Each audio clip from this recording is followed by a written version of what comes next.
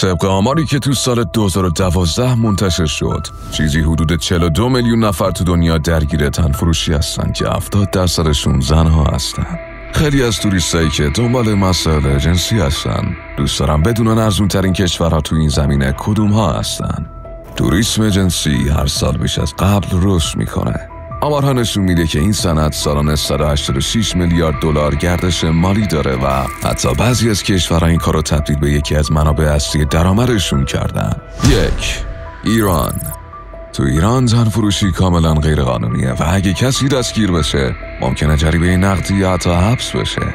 به خاطر همین آمار دقیقی از تعداد افرادی که توی این کار هستن وجود نداره.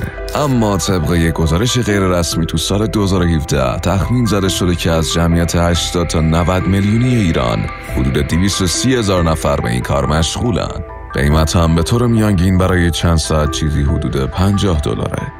البته اگه ازدواج موقت یا صیغه رو هم در نظر بگیریم این آمار خیلی بیشتر میشه.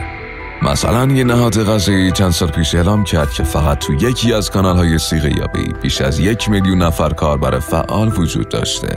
2. یونان یکی از کشورهایی که با وجود زیبایی دخترهاش توی ارزون‌ترین کشورهای اروپا برای تنفروشی قرار میگیره. قیمت‌ها توی خیابون‌های یونان از $16 شروع میشه. تنفروشی توی این کشور قانونیه اما زنها باید مجوز داشته باشن. با این حال خیلی‌ها بدون مجوز و غیر قانونی کار میکنن. تو این کشور از 11 میلیون نفر جمعیت حدود 20,000 نفر توی این صنعت فعالیت دارن. 3.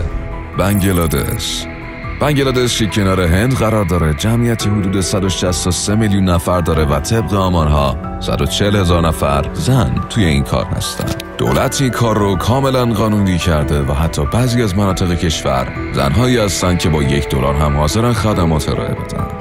4. بلغارستان یکی دیگه از کشورهای اروپایی که توش تنفروشی ارزونه. این کار قانونیه ولی فاحشه‌خونه‌ها و بان‌های قاچاق غیر قانونی هستن و دولت باهاشون برخورد میکنه. تو بلغارستان از 7 میلیون نفر جمعیت حدود 10,000 زن توی خیابونا کار میکنن و قیمت متوسط هم $25. 5. سوریه. بعد از جنگ داخلی 2011 وضعیت اقتصادی سوریه به شدت خراب شد و خیلی از مردم آواره شدن. فقر باعث شد که خیلی از زنها وارد این صنعت بشن. الان سوریه 18 میلیون نفر جمعیت داره و طبق آخرین آمار 25,000 زن اونجا تنفروشی میکنن. قیمت هم تو بعضی جاها بین $5 تا $7. البته این کار تو سوریه غیر قانونیه. 6.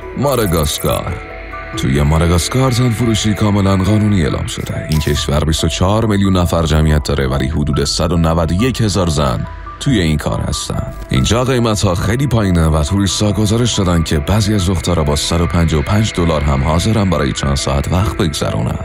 این کشور به خاطر طبیعت بکر و قیمت پایین یکی از مقاصد اصلی توریست‌های جنسی شده. 7.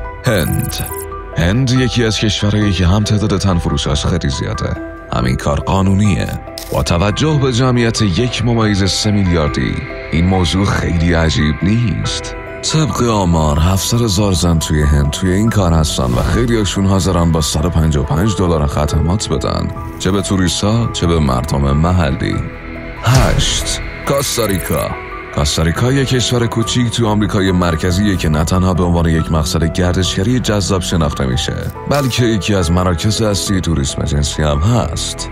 اینجا تنفروشی قانونیه ولی فاحشه‌خونه‌ها و دلالی‌ها ممنوعه. این کشور 103 میلیون نفر جمعیت داره و طبق آمار 510,000 زن توی این صنعت فعالیت دارن. قیمت متوسط هم $35.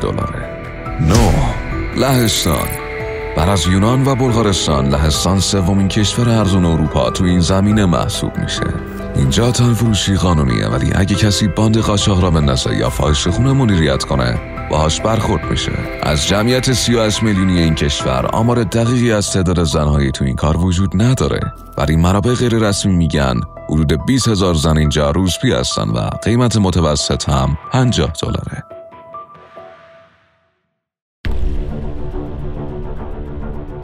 عواقب و مشکلات تنفروشی. با اینکه بعضی از افراد پول خوبی از این کار در میارن اما در کل این صنعت آسیب‌های شدیدی داره که نه تنها به فرد بلکه به کل جامعه لطمه میزنه.